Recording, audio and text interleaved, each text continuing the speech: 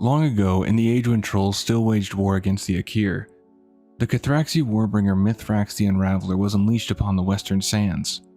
He descended with the fury of the old gods, and in his wake both troll and Sethrak fell by the thousands.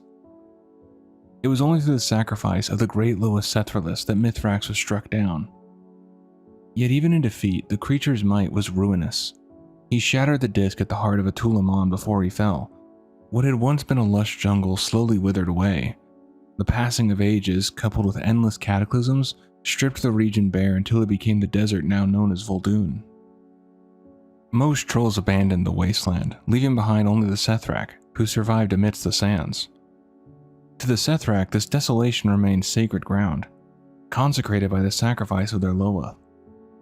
Having seen firsthand the devastation Mythrax brought onto the land, the Sethrak swore to ensure he would never rise again. The three keepers, Solthis, Vorrik, and Vorrik, united their power to bind the Cathraxi within the pyramid of Atulamon. For a time, their vigil held, but centuries later, Vorrik grew hungry for dominion.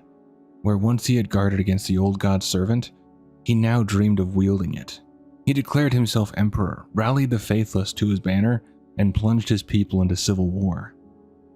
Through these long centuries, Zandalar treated Vol'dun as a place of punishment, casting exiles into the desert to die. Few survived its unforgiving heat, its predators, and its shifting sands. Those who did were often wanderers, outcasts, or the Volpera caravans that learned to make their way as nomads.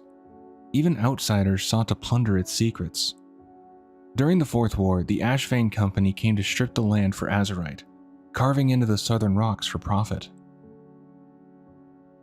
Many years later, the struggle between Devoted and Faithless had finally ebbed, and Vol'dun began to see new life.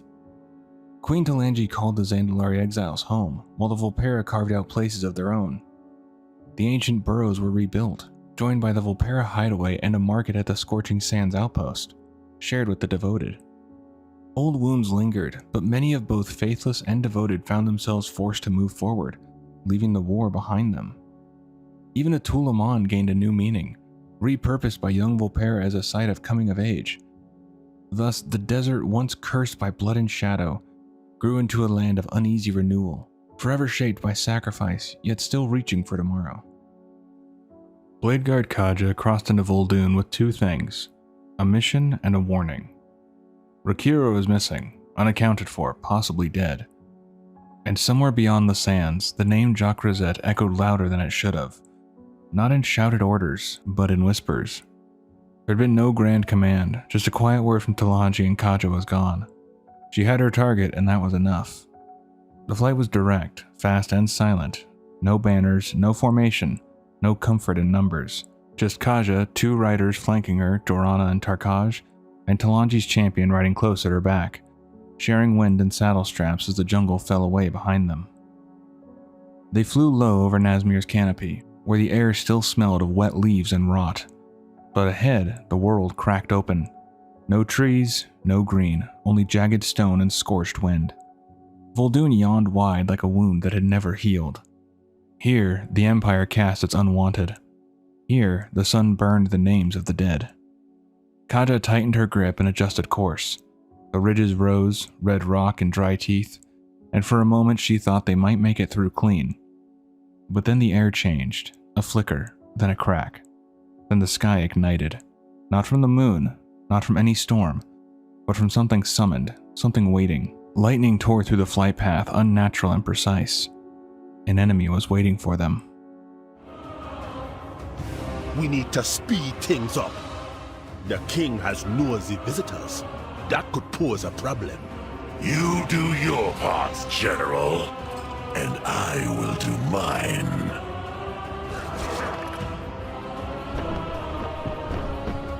Trespassers! You will die in these dunes! Everyone, break ranks! Make your way to safety! Get as far from these snakes as you can!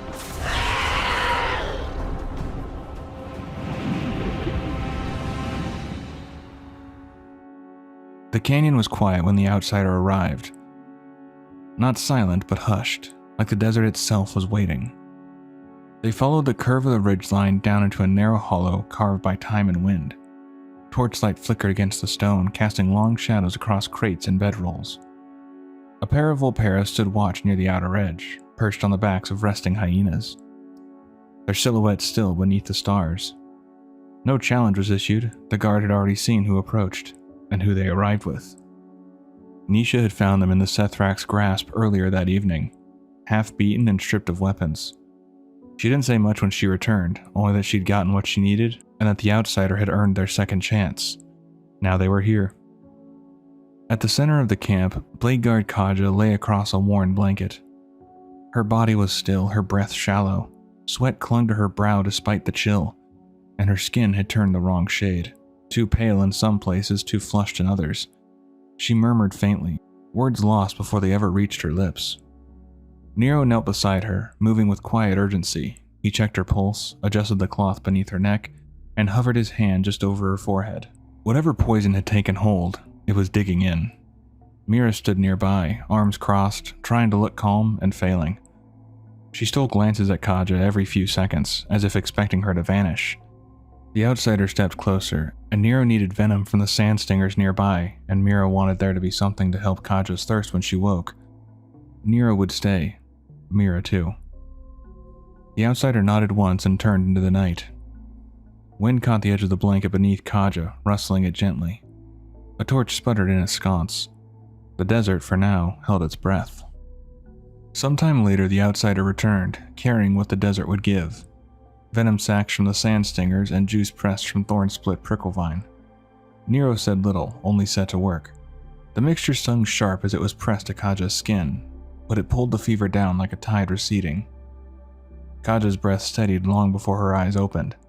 The balm had done its work, but the strength it left behind was brittle, unfinished. She moved slowly beneath the shelter of the rock, joints tight, muscles aching from the effort of surviving. Mira was the first to speak, softly, something about being glad to see her awake.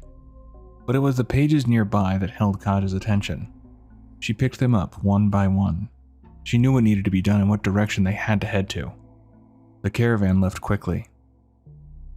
Kaja rode beside Mira at the front, quiet but focused, her eyes scanning every ridge and windswept track. The notes recovered from Akira's journal weren't complete, but they gave direction, south, toward the distant edges of Atulaman. The trail was thin, and the desert gave nothing easily. While the Volpera were willing to help, it wasn't free. The Faithless had raided their caravan some time ago, stealing not only trade goods and tools, but personal keepsakes, the kind of things you didn't trade but still couldn't live without. So the outsider did what was asked. They hunted through Sethraliss camps, broke open crates, reclaimed what had been taken. It wasn't all supplies.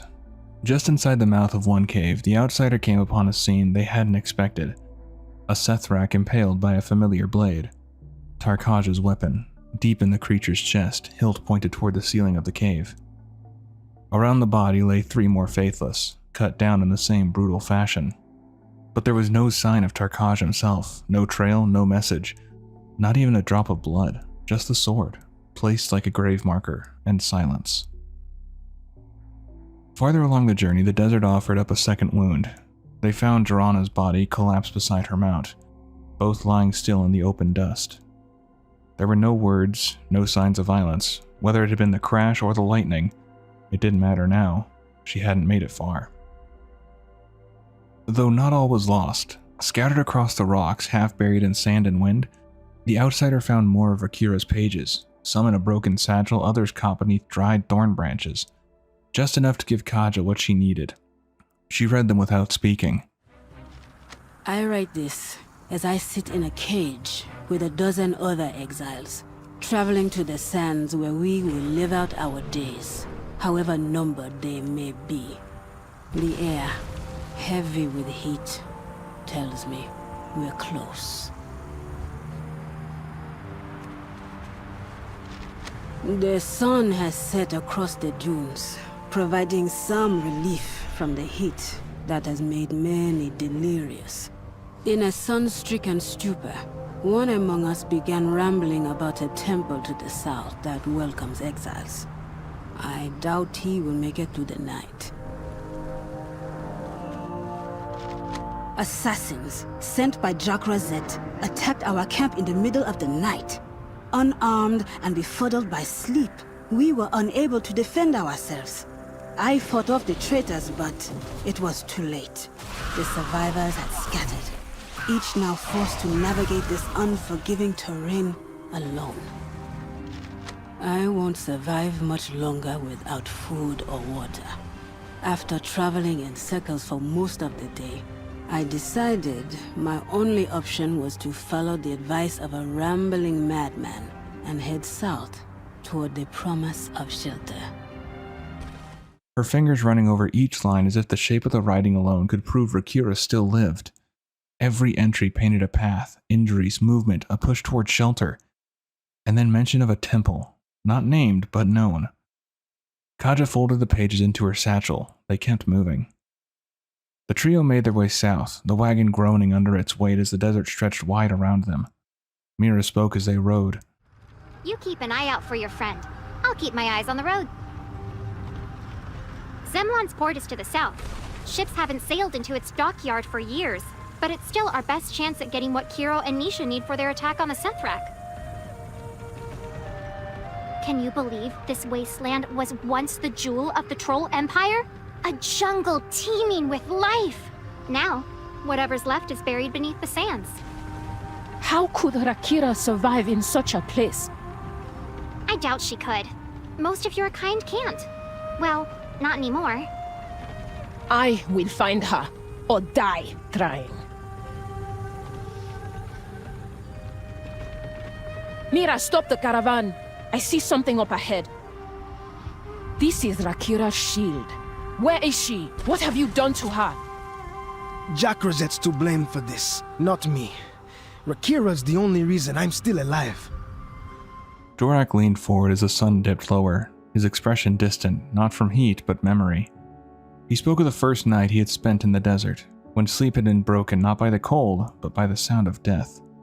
Assassins had come, silent, fast, and they weren't hunting aimlessly. They were looking for Rakera. They'd been led by a brute named Groztuk, and when they couldn't find Rakera, they were going for Jorrak. But Rakera had intervened. She'd driven them off, chased them into the dunes under cover of darkness. That had been days ago, and she hadn't returned since. Worse still, the assassins had taken the offerings the exiles had brought with them, satchels of goods meant for the temple. Jorrak had heard stories. The temple was a place of safety, but only for those who came with tribute. To enter without offering was to be turned away. With no time to lose, the outsider rode out alone, searching the sands for what the assassins had stolen, and for any sign that Rakera had passed that way. Fighting through ambushes and circling enemies, they came upon an unexpected sight at a door leading into a Tulaman, and there, standing in the open, was Jakra'zet, speaking with Groztuk, trying to force entry into the ancient sanctuary. We can't get in. The door is sealed with magic we've never seen. Silence! We are not alone. You made a mistake coming to these dunes. The princess can't save you now. Groztuk, deal with these trespassers. Do not fail me again. The confrontation was inevitable. Groztuk fought like a zealot, all fury and brute strength, wielding blades as if to carve the truth from the sand itself. But the outsider didn't break. Blow for blow, the champion gave no ground, until at last, Groztuk fell in the shadow of the temple he tried to defile. With the satchels reclaimed and Jakra'zet's presence confirmed, the outsider returned to the others. There was still no sign of Rakera, no new trail, no message left behind. But her name was in the notes, and the temple had been mentioned more than once. That was enough. Rakera stood beside the splintered wagon, staring out across the ruins, the dark stone of a Tulaman half buried in the sand ahead. She didn't speak for long, only said what needed saying. They were going to the temple. The four of them climbed into the caravan. Mira took the reins, with Kaja and Jorrak to her sides while the outsider climbed into the back, the wood creaking beneath their weight. Without another word, the wheels turned, and the desert opened once more. They arrived at the temple as lightning cracked overhead, not from storm clouds, but from the building itself. Energy rippled across the stone, striking out periodically from its highest spire. Worshippers moved around the ground in a daze, faces calm, expressions unreadable. But one figure stood apart, a troll near the entrance, where the main door was blocked by a shimmering wall of lightning. Kaja moved toward it, eager to see if Rakera was here. The outsider followed, but before they could cross the threshold, Jorak stepped forward and placed something in their hands. The offerings he had carried. He owed Rakera his life. If she was here, he wanted to help them reach her. The gatekeeper said there was no one named Rakera here. At this temple, everyone is Akunda in honor of the Loa they worship. They hoped the offering would be enough, but the gatekeeper made it clear they couldn't enter, not yet. They weren't turned away though, but they weren't welcomed either. The temple had rules, rights, requirements. Akunda the Exalted gave the instructions without fanfare, as if the outsider's compliance had already been assumed. The outsider fulfilled them, digging up what was asked, clearing out what wasn't welcome. That finished the physical trials, but the mental ones remained. To reach the heart of the temple, the outsider would need to endure the rite of clarity, a ritual meant to still the mind and cleanse the spirit. It sounded simple, but what waited in that stillness was not peace. In the quiet of meditation, something stirred. A shadow self emerged, not just doubt, but something twisted, something poisoned by the same force that pulsed through the temple like heat sunk into stone. The outsider stood against it, and in that moment, a voice broke through the haze. I grow weaker by the moment. You must help me before it is too late. Akunda, distant, strained, and unmistakably real. He was still alive, but barely. Something was draining him, tethering him in silence while his power slipped away with each breath. He couldn't hold on much longer. When the vision ended, the outsider followed the pull of that fading voice. The temple's sacred water had grown foul, clouded with decay and ruin. Cleansing it wasn't just a task, it was a message, a step forward freeing whatever was left of the true Akunda. At the gate, the Exalted welcomed the outsider back. The ritual had been endured, and the mind had been cleared. With solemn reverence, Akunda the Exalted spoke. All who passed the trials were to receive a new name, a name spoken aloud in exchange for entry. The outsider gave theirs. Welcome, Akunda the Nimble. The storm-wreathed barrier parted, the doors opened.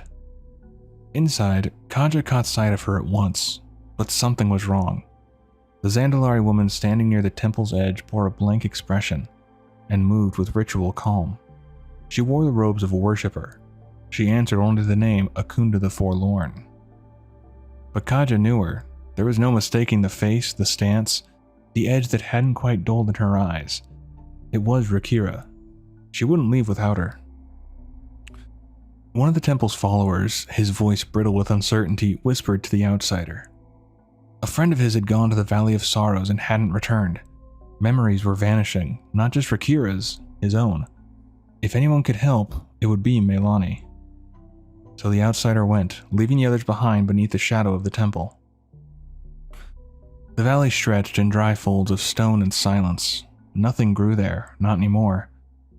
On the edge of the valley, Meilani waited. She had a similar haze in her eyes to her friend in the temple who sent the outsider here. But she could still piece together that something was wrong and how to fix it. She offered guidance with a warning. The past was buried here, but not safely. Akunda's memories had fractured and many had turned hostile. The outsider broke open the urn she pointed to, stone vessels sealed long ago. From each one something emerged. Not just dust or relics, but memories that breathed and bled. The first showed Rakera, clear-eyed and commanding, warning Kaja of Jakra'zet's betrayal. The second revealed the spring, once sacred, poisoned by Akunda the Exalted as a nearby gazelle drank and died. The third showed Akunda himself, sipping from the spring and collapsing as the blight took hold. And the fourth showed truth. Akunda's body suspended inside the temple, motionless and dim, while the Exalted, cloaked in false reverence, drained the Loa's essence into himself. With the final memory revealed, Meilani turned to the outsider. There was a way to reach Akunda's mind directly, but the path was not safe. She would need to perform a ritual, and someone would need to defend her while she did. I will do my best to prepare Akunda's mind, but you need to be prepared to subdue any memories that might be awakened. Within the cave, the rite began, and as her chant rose into the hollowed dark, the memories came. Not gentle, not passive, They struck like blades. Distorted fragments of thought turned violent. The outsider held the line until the ritual finished, and then, at last, Akunda's voice rang clear. The Loa had awakened. My dear child, at last, you can hear me. A traitor lurks within our temple. With his blessing, the outsider returned to the temple. The time for patience was over. Akunda the Exalted met them with smug certainty. Robes billowing, lightning already building in his hands. But he was no true prophet, not anymore. The fight was swift, violent, and final. Akunda was freed. The fog began to lift from the minds of those who had followed him. Rakera stirred, her memory returned. The woman once called the Forlorn stood straighter now, the fire back in her voice. She knew where they had to go next.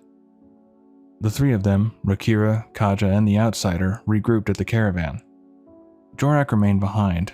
His journey had brought him this far and no further. For him, the temple was the end of the path. For the others, it was only the beginning. The search for the weapon wasn't over. It had only just begun. It is as I suspected. General Jakra'zet has troops in the desert, unbeknownst to the king. They scour the dunes, searching for a weapon that can destroy the city, killing any who get in their way. I have no idea what this weapon is, or where to find it, but it can't be good if Jakra'zet is hiding its existence from the king. We must find the weapon before Jakra'zet has a chance to get his hands on it.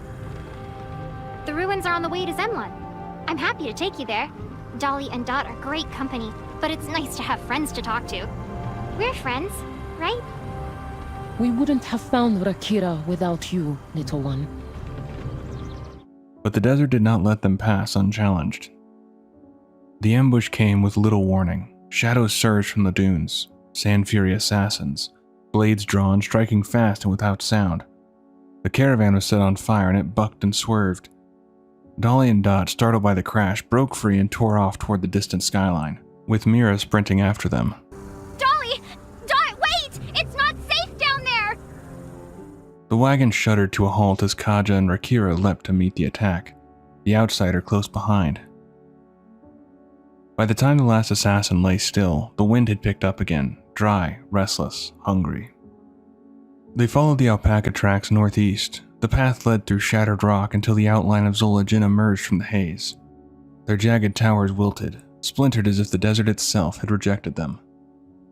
There, amidst the ruin, the group came back together. Mira stood near her animals, brushing dust from their coats. In the half-light beneath a crumbling archway, an injured Sethraliss lay curled on a mat of worn fabric, limbs tight with pain. Jawaba, a familiar face from Kaja's past, knelt beside him, working to keep him still.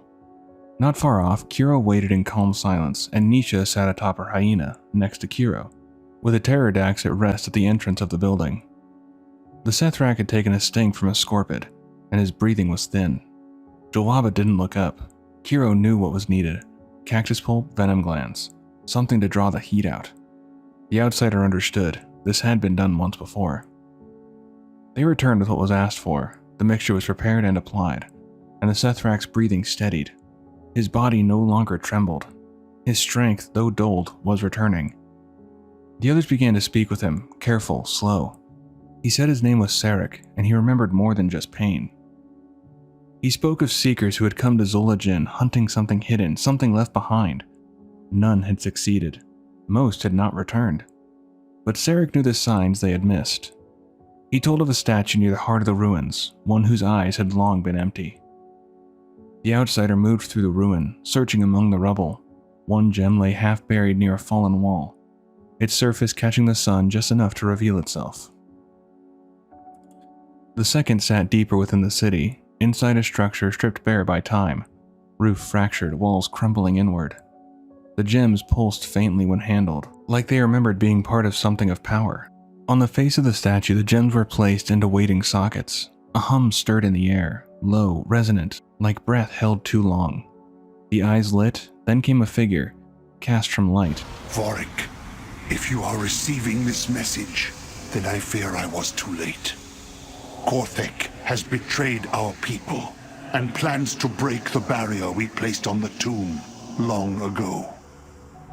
I can only hope I've hidden my key well enough so that you are the only one to find it. When the light faded, something more tangible took its place. A chest of stone and gold, its lid cracked slightly open. Inside rested a single object, a carved relic smooth with age, humming faintly with restrained power. The outsider returned to Sarek and showed the relic what they had found. Sarek took the stone and held it in his hands, staring at it. A long, still moment. He had hoped this would never be needed again. The wind stirred the desert as the outsider mounted Sarek's pterodax. The sky peeled open ahead, revealing distant spires and sandstone plateaus. The beast beat its wings, veering northwest. In their pack, the fragment they had recovered pulsed with quiet weight, a stone marked with age and meaning. Sarek had spoken of a keeper's key, but only one among the devoted would know for certain. His name was Vorrik. Our temple is the last bastion against the Faithless. Long ago, we lived as one, as our lower would have wanted. Since Korthek's betrayal, the Faithless have brought war upon these lands. He leads them in their fight, searching for the remaining keys that will allow him to break the barrier around Atul Aman and use what's within to conquer all of Zuldazar. We will do whatever it takes to stop him. The creature drove low, wind stretched as they neared the sanctuary of the devoted, once sacred, now shuddering with the clash of battle. As the outsider dismounted, Sarek rushed forward to meet another of his kin, urgency laced in their voice. Vorrik had been taken, captured amid the fighting. There was no time to waste. The Faithless had entrenched themselves like sandworms, fast, invasive, and full of venom. Their banners whipped from the upper terraces, cannons had been wheeled into sacred courtyards, and jagged spires pulsed with arcane charge. Sarek pleaded for aid, and the outsider answered. Steel met scale across the sandstone steps. The outsider carved a path through the invaders, banners torn from walls, fire set to siege engines. The air filled with smoke and grit. Spires shattered under the weight of disruption as the temple pushed back against its defilement. Near the northern flank, behind a barricade of broken stone, Vorrik stood locked in a narrow metal cage. The outsider freed him. Vorrik stepped out with measured grace, his voice low, and even as he looked to the one who had come for him, he spoke of life owed, not with sentiment but with purpose. Then he turned, heading for the inner chamber of the temple, leaving behind only one request: meet me inside. The last of the Faithless resistance buckled under the outsider's hand. With the spires broken, the cannons silent, and the banners ash, they entered the temple's heart, where Vorrik waited with answers yet unspoken. This key belongs to the first keeper. His name was Sulthis, and he died at the hands of Korthek. Long ago, Mythrax the Unraveler descended upon our lands. He slaughtered all in his path, Troll and Sethrak alike. Our Loa sacrificed herself to save us from that monstrosity. She struck the Mythrax down, but not before it was able to destroy the disc at the heart of Atul Aman. After witnessing his destruction firsthand, we knew that something must be done to prevent anyone from raising Mythrax again. Although immensely powerful, Sulthis could not create the barrier alone. Korthek and I lent him our aid, and together we sealed Mythrax within the Great Pyramid. As the sands continued to spread, Korthek grew hungry for war. He plotted to unearth the Mythrax and use him as a weapon to conquer the continent. A weapon? This must be what Jakra'zet is after. A Mythrax. We need to warn the princess. Korthek raised an army of like-minded Sethrak, and they began to slaughter those who opposed them. Sulthis was the first to fall, but not before safeguarding his key. Those of us still loyal to Sethraliss were forced out of our home and into hiding.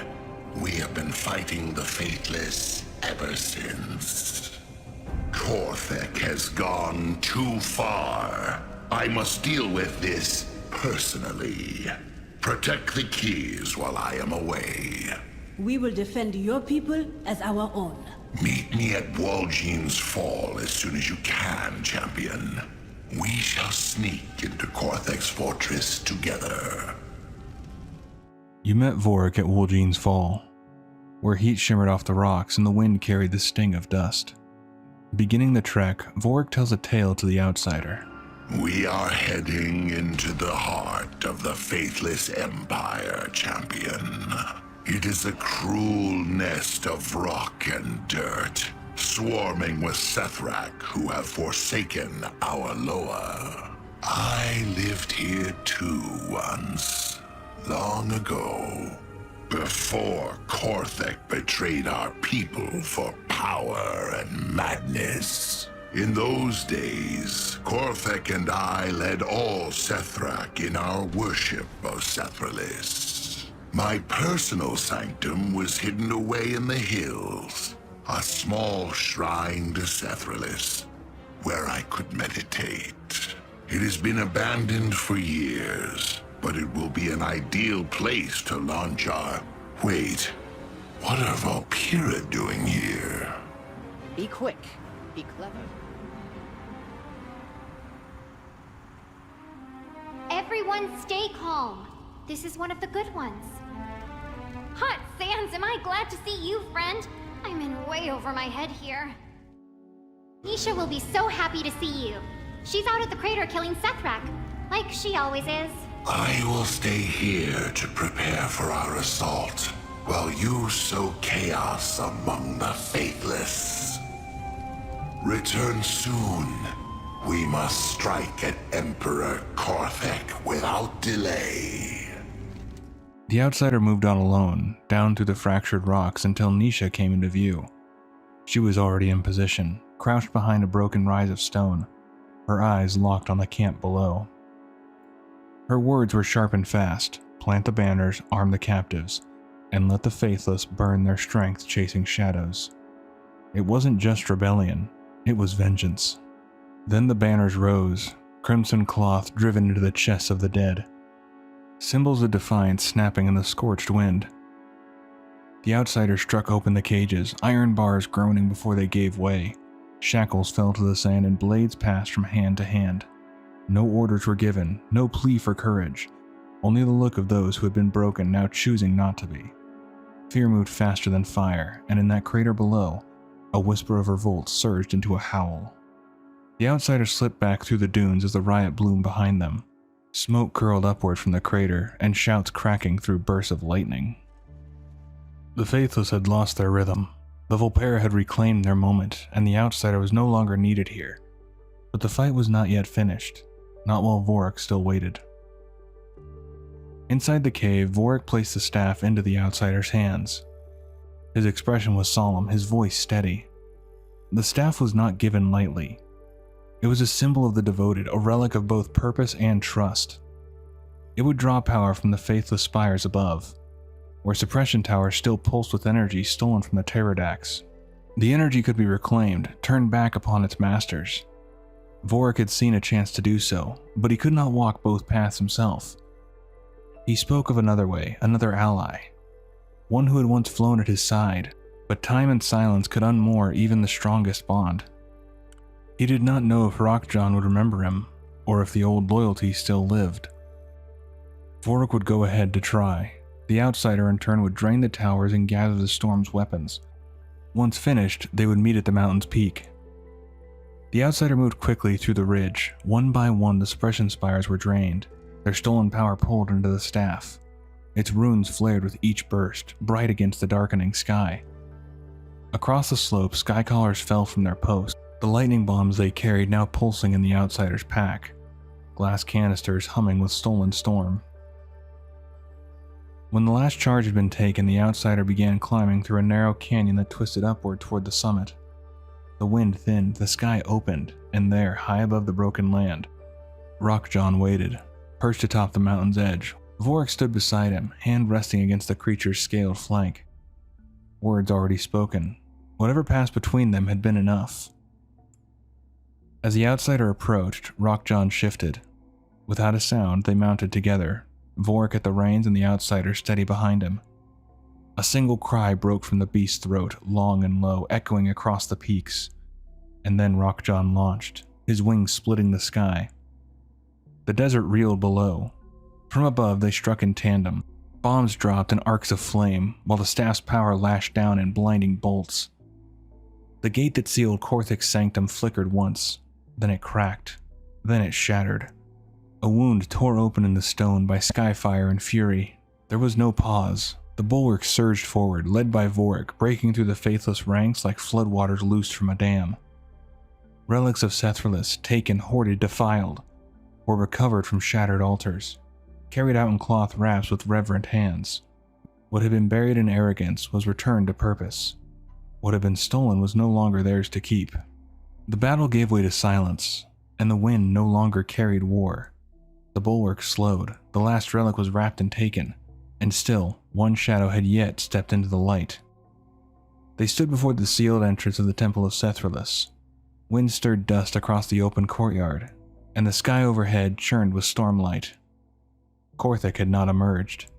He lingers behind stone in silence, clinging to the sanctum he had stolen. Vorrik raised his voice, steady and final. It was not a threat, but a call to end what had begun long ago. Lightning cracked above, the ground surged with power, and in a sudden flash of blue, Emperor Korthik appeared in the temple's mouth. His body wreathed in light, his voice thick with pride. He called himself Eternal, the true power of the Sethrak. Vorrik answered him with sorrow. He spoke of Sethraliss, of the sacrifice she had made to give them peace, and how Korthik had turned that gift into ruin. Storm met flesh, lightning collided with will. The courtyard shook with the fury of the sky. Midway through the storm, Korthik revealed the truth. Jakra'zet already had his key, and likely Vorrik's. Whatever victory was won here would mean nothing. Mythrax would rise. Vorrik's voice cracked, not with fear but with grief. "You fool," he said. "Mythrax cannot be controlled." The Emperor staggered, defiant to the end. He claimed his followers had come willingly, that conquest was in their blood. Vorrik looked on him with something quieter than hatred. "No," he said. "Our people are dead because of you." The final blow fell, lightning dimmed, and the echo of Sethraliss's name passed between them like a prayer. When the storm faded, there was no triumph, only quiet. The storm faded, the wind fell still. There was no cheer, no cry of triumph, only silence. Vorrik turned from the body without a word, his face a mask not of victory but of mourning. Korthik had fallen, yet the words he left behind lingered like smoke. Jakra'zet already had his key, and perhaps Vorrik's as well. The outsider stood still, the weight of that possibility settling like dust across the stones. There was no time to make sense of it here, no time to question whether the trap had already been sprung. They would return to the sanctuary of the devoted, and if the worst had come to pass, if the keys were gone, then they would find what truth remained in the ruin left behind. The storm was gathering when the order came. Vorrik turned to the outsider, voice firm. There was no time to waste. The fight had turned, and the sanctuary of the devoted needed them. His words carried the weight of certainty, the kind that didn't allow for hesitation. Beside them, Nisha made her own choice. The battle here was not finished, not for her. She would remain and stand with her people. Vol'dun driven from their homes, kin caught in a war they did not start. "This is my fight," she said, and with a nod that held no bitterness, she watched the outsider go. A pale pterodact swept down from the sky, wings slicing through heat and wind. Vorrik mounted first. The outsider followed its shadow as it banked toward the southwest, toward the sanctuary, toward whatever waited at their destination. Inside the sanctuary's upper chamber, silence had claimed what the battle had left behind. Defenders of the temple and Sand Fury assassins alike had fallen where the clash had spent them. Sarek among them, his service ended without ceremony. Of the keystones, there was no trace, nor was there sign of Kaja or Rakera. Vorrik stood amid the ruin, a stillness about him deeper than grief. He said nothing. The moment did not call for mourning, not yet. The time for loss would come when the pursuit was over. For now, they would follow the open wound Jakra'zet had carved through the desert and chase it to its source. The trail led them to the end of the map, a place once sealed, now broken. It was no battlefield. It was older than war, older than even the Faithless rebellion. Built as a tomb when Zandalar still thought stone could hold back fate. It was here the Empire buried what it feared most, locking Mythrax in silence and sand beneath wards carved by their high priests. No one was meant to return, and yet now, Atulamon stood open. The entrance lay flat against the earth, a broken ward flickering faintly where a barrier had once held strong. Now it stood open, the seal undone. Vorrik stood at the arch, the decision already behind him. The enemy had gone inside, and so would they. The air changed at once beyond the threshold. The heat gave way to cool, breathless damp, edged with something that felt misplaced in stone, a memory of decay or hunger left too long in the dark. Vorrik moved ahead with the kind of caution that had nothing to do with fear. Mythrax had been entombed here once, and the walls had not forgotten. They found Kaja first. The cave's root-choked corridors narrowed around her, bound but breathing, caught in some parasitic growth that recoiled when cut. She barely paused when freed, no complaint, no confusion, just forward. Rakera waited deeper still, half swallowed by the same dark bloom. But when she rose whole, wordless. She moved to the front, her footing sure, her pulse already set to battle. The passage widened, crimson light clung to every surface, thick as mist, until the air itself felt unclean. They came to the blood font. It was no altar. It was a reckoning. The chamber split like a wound across the rock, one half swallowed in shadow, the other drowning in a light that pulsed from a ritual still in motion. At the far end stood Jakra'zet, his voice raised in chant over a large pit. Around him, Sand Fury stood in ranks, unmoving. One step shattered the stillness. The chanting ceased. There was no transition. One moment, breath. The next, blood. The Sand Fury fell like marionettes with their strings cut, silent, limp, and final. Then the storm broke. It was not battle, it was upheaval. Wards burst, shock hammered the floor, fire cracked and vanished between one heartbeat and the next. The outsider pressed forward as the others faltered, Kaja first, then Vorrik, then Rakera, all gripped by their ritual's reach, their motions stilled as if snared in tar. One remained and one was enough. Through noise, through pain, through whatever Jakra'zet had summoned into this place, the outsider held. And Jakra'zet broke. Not in body, but in patience. He turned laughing and cast himself into the pit. The stone moaned, the world changed. From the depths of the font, something vast stirred. It did not climb. It rose, like inevitability. Vorrik knew it without needing the name. Rakera gave it anyway, flat and final. Mythrax. There was no triumph in that hall, only warning. No trophy to claim, only the echo of a sealed tomb reopened. They left the blood behind and turned toward Sethraliss. Hope did not wait in the blade, nor in the halls of fallen kings, but in the silence of a temple that had not yet given up its breath. The way back led through the temple of Sethraliss, long since defiled by the Faithless and left hollow in its silence. But the lowest presence still lingered, buried beneath disbelief, waiting to be answered. The outsider stepped through the shattered gate and was met with resistance, not sacred trials but zealotry. Adaris and Aspix stood barring the threshold, two Sethrak whose loyalty belonged not to the Loa but to their cause. They did not seek to protect the temple, they sought to stop it from mattering. Their belief had curdled into denial, and they fought with the desperation of those who feared being wrong. They fell.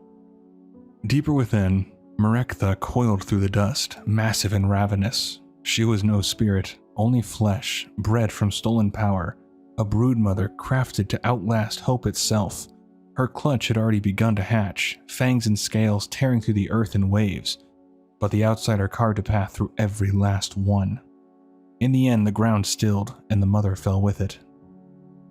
Beyond her lair, the air grew charged.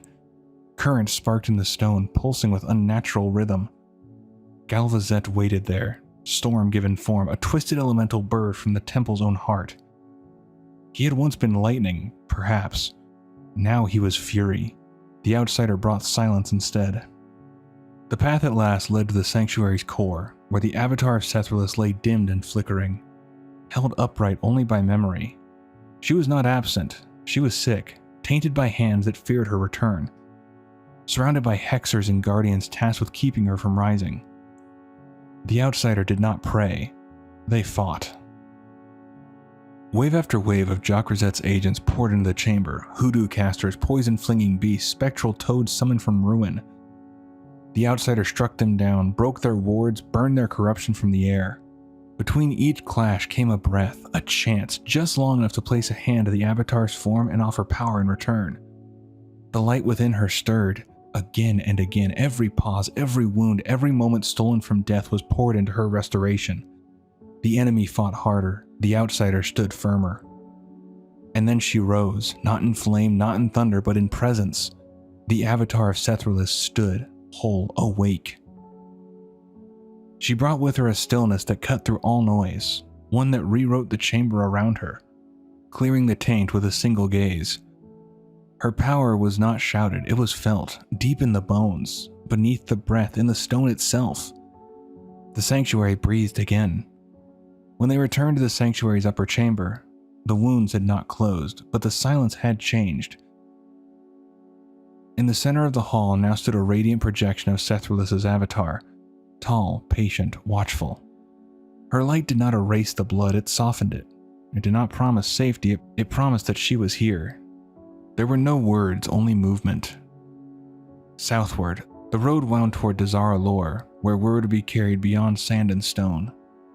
The city would learn what had stirred beneath Atulamon, and what it would take to stop it. And that's going to do it for this one. Hopefully you did enjoy. Thanks for checking it out. And please, do take care of yourself. See you in the next one.